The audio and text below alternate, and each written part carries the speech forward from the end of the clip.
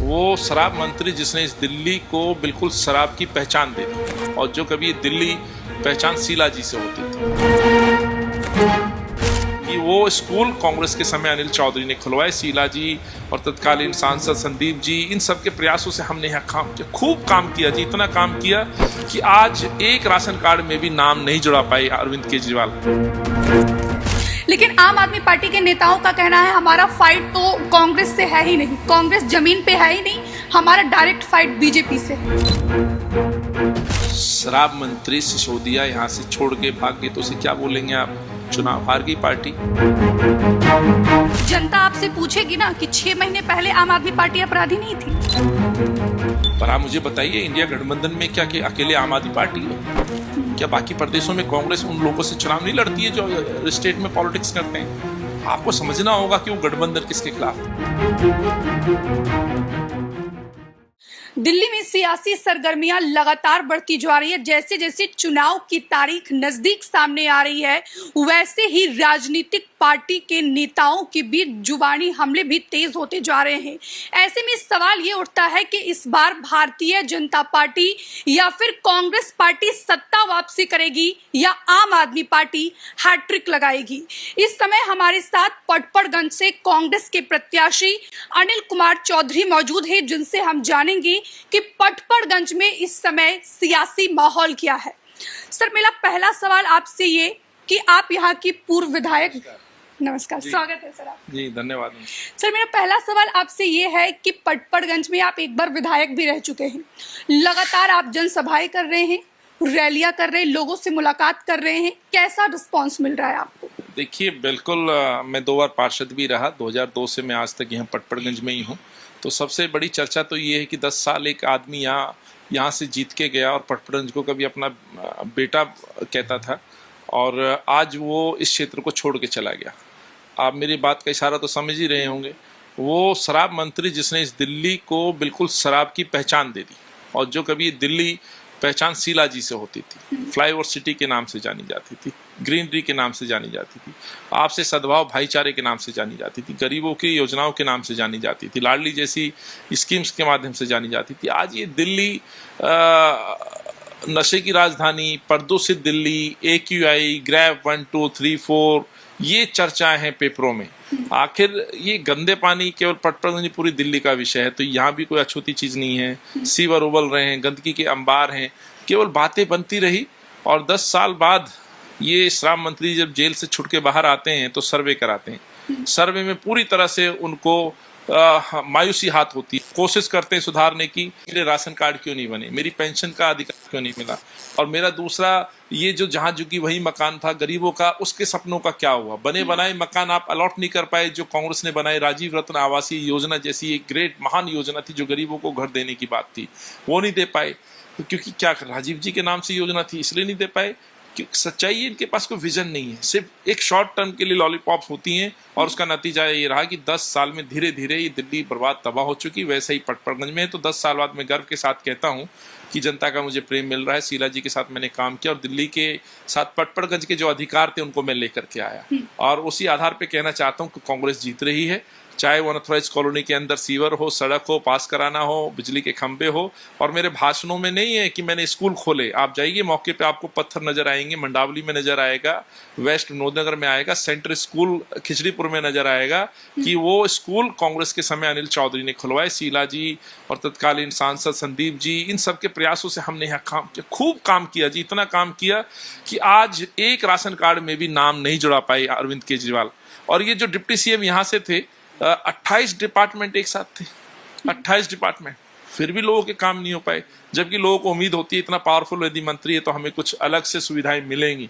पर अफसोस, लोगों को सुविधा छोड़िए, ये जो देखे गए हैं वो 3-4 बातें गिना देता हूँ। शराब के ठेके दे गए, यहाँ पे हम ठेके बंद कराते हैं, ये ठेके खुलवाते हैं। यहाँ लोग कहते हैं जी साफ पानी छोड़िए, ये सीवर का पानी दे गए। अब हमें ये मजबूरन घरों में RO लगवाने के लिए मजबूर करके चले गए। आज पानी खरीद के पीना पड़ रहा है। आज सड़कों की हालत ये है कि पूरी मंडावली क्षेत्र में जाएंगे, जाम लग जाता है, 1 मिनट भी यदि थोड़ा सा ब्रेक डाउन हो जाए तो सड़कें बन नहीं रही हैं, सीवर उबल रहे हैं, तो बहुत दिक्कतें हैं। और मुझे लगता है यही कारण है कि वो भाग गए। सर्वे में वो अगर हार रहे हैं, पार्टी हार रही है, केजरीवाल हार रहा है, तो चुनाव तो आम आदमी पार्टी जीत नहीं रही। तो जो एक कैंपेन था यहाँ पे लोगों ने चलाया, ठेकेदार वर्सेस ईमानदार, तो ठेकेदार भागने के बाद पार्टी भी भाग गई। चुनाव यहाँ है नफरत के खिलाफ मोहब्बत की लड़ाई है। मोहब्बत जीतेगी, मोहब्बत वर्सेस नफरत का चुनाव है ये। जो भाजपा के उम्मीदवार हैं लोगों में जहर घोलने की कोशिश कर रहे हैं, पर ये जो जहर उगलने की कोशिश कर रहे हैं भूल रहे हैं। केवल आप एक धर्म के लोगों को शिकार नहीं कर रहे हैं, आप उन रेहड़ी खोमचे वालों को भी जो है अपनी नफरत का शिकार बना रहे हो, जो आपके अपने क्षेत्र चिल्ला खादर में सब्जी उगाते हैं और मंडावली में जाके ठेले पे सब्जी बेचते हैं, वो तो मुसलमान नहीं है। आप उनसे पैसा उगाही करते हो।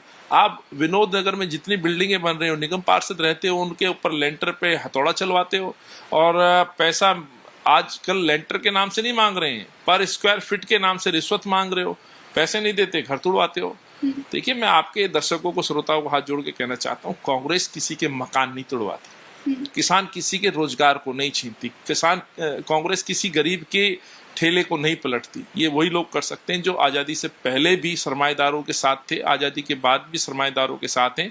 कांग्रेस तो हर उस वर्ग के, उस सबसे पिछड़े व्यक्ति को ऊपर लाना चाहती है जो समाज में पिछड़ गया है।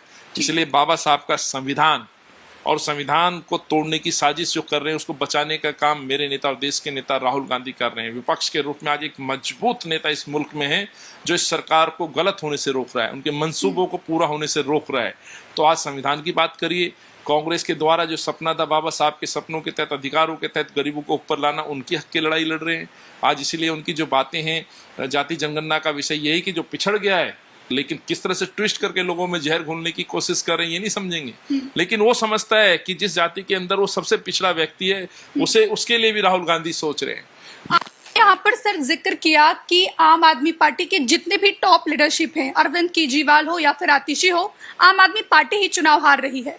लेकिन आम आदमी पार्टी के नेताओं का कहना है हमारा फाइट तो कांग्रेस से है ही नहीं, कांग्रेस जमीन पे है ही नहीं, हमारा डायरेक्ट फाइट बीजेपी से है। मैं आपके आईडी पे, चैनल पे बोल रहा हूँ, शराब मंत्री सिसोदिया यहाँ से छोड़ के भाग गए तो उसे क्या बोलेंगे आप?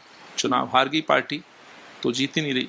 अब जंगपुरा गए हैं, वो कहते हैं ना जी अदालत तय करेगी फैसले का, हम जनता की अदालत में जा रहे। तो एक तो मैं बता दूं, कोर्ट का भी रूम बदलने से अदालत का फैसला नहीं बदलता। वैसे ही सियासत में भी जनता चाहे पटपड़गंज की हो, जंगपुरा की हो, आपने अपराध किया है, आपको सजा मिलेगी। मैं दावे के साथ लिख के दे सकता हूँ।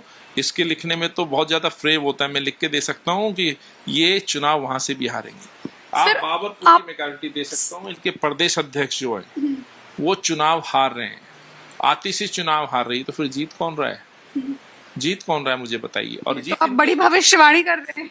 भविष्यवाणी नहीं कर रहा मैं, अपने ये ना मेरा ओवर कॉन्फिडेंस है, मेरे राजनीतिक जीवन का अनुभव है। मैंने 27 साल मैंने अपने इस राजनीतिक जीवन में कांग्रेस के साथ बिताए हैं। मैं अध्यक्ष भी रहा हूँ, मैंने सड़क पे संघर्ष भी किए, मैंने मुकदमे भी खाए हैं।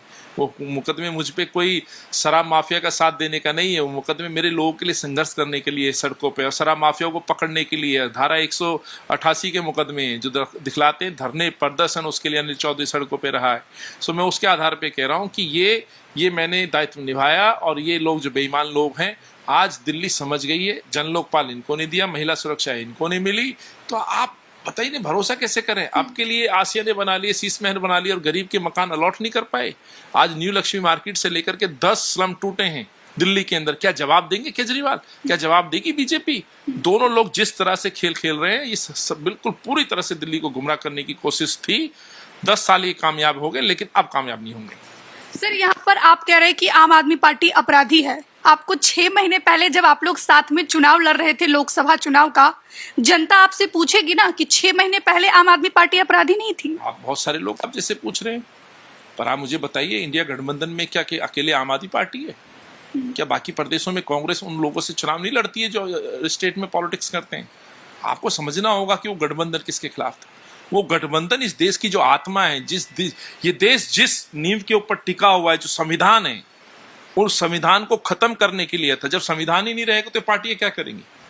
देखिए, इस मुल्क में बहुत सारी विचारधाराएं हैं जो काम करती हैं, लेकिन कांग्रेस कभी किसी विचारधारा को मारने या दबलने कुचलने का काम नहीं कर रही। वो गठबंधन था इस देश के सबसे बड़े स्तंभ या फाउंडेशन जिस पे ये देश टिका हुआ है, बाबा साहब द्वारा दिया गया संविधान, कांग्रेस के द्वारा लागू और दिया गया संविधान, जिससे हमें एक राइट मिलता है समानता का, हर धर्म के लोगों का, ये देश सबका है। जब उसको तोड़ा जा रहा है, देश के संसाधनों को चंद लोगों को बेचा जा रहा है, आप विपक्ष की सुन नहीं रहे हैं, किसानों को मारा जा रहा है, तो स्वाभाविक है एक मंच बनेगा, उस मंच के हिस्सेदार हैं, हम स्वीकार करते हैं और हमने उस मंच पे बने गठबंधन का हमने राजधर्म निभाया है। लेकिन ये विषय दिल्ली के डेवलपमेंट का आपको समझना पड़ेगा, वो राष्ट्र का मुद्दा ये है दिल्ली के विकास का, जो शीला जी ने बनाया, जो कांग्रेस ने बनाया। आज उसको हम बिगड़ते हुए देखें और हम सवाल ना पूछे केजरीवाल से। आप सत्ता में तो सवाल तो इसी से पूछेंगे। आपने हमारे उन सपनों को तोड़ दिया दिल्ली को, जो कांग्रेस ने बनाया था। दिल्ली कई बार बनी और उजड़ी। मुझे दुख के साथ कहना पड़ता है कि कांग्रेस और शीला जी ने दिल्ली को बनाया और इन्होंने बर्बाद किया। मैं पब्लिक के बीच में जा रहा हूँ, अपनी सम्मानित मतदाताओं के बीच में जा रहा हूँ और मैं गर्व से कहता हूँ कि मुझे प्रेम मिल रहा है। ना केवल माफ करना, सबसे बड़ा चेंज ये दिख रहा है कि जो विपक्षी पार्टियों के कार्यकर्ता है वो भी ये मानते हैं कि अनिल ने लोगों में प्यार से दिल जीता है। अनिल जो काम कराता है, अनिल इनका जो बेटा है, भाई है, वो यहाँ पिछले 22 साल से राजनीति कर रहा है, वो छोड़ के नहीं गया है। मेरी जुबान या मेरे परिवार या मेरी पार्टी से एक शब्द कम नहीं हो सकता। हम वो लोग हैं जो दो भाइयों को मिलाने का काम करते हैं, झगड़ा हो जाए उसे निपटारा करने की कोशिश करते हैं। तो पटपड़गंज का पूरा आशीर्वाद मेरे साथ है। ठीक है सर। सर बहुत बहुत शुक्रिया आपका अपना कीमती वक्त देने के लिए। तो ये थे हमारे साथ पटपड़गंज से कांग्रेस के उम्मीदवार अनिल कुमार चौधरी, जो यहाँ पर आत्मविश्वास के साथ कह रहे हैं कि 2008 का इतिहास अनिल कुमार चौधरी एक बार फिर पटपड़गंज में दोहराएंगे। फिलहाल के लिए इतना ही। देखते रहिए पंजाब केसरी। नमस्कार। हमसे जुड़े रहने के लिए हमारे YouTube चैनल को सब्सक्राइब करें और नई वीडियो की नोटिफिकेशन के लिए बेल आइकॉन को दबाएं।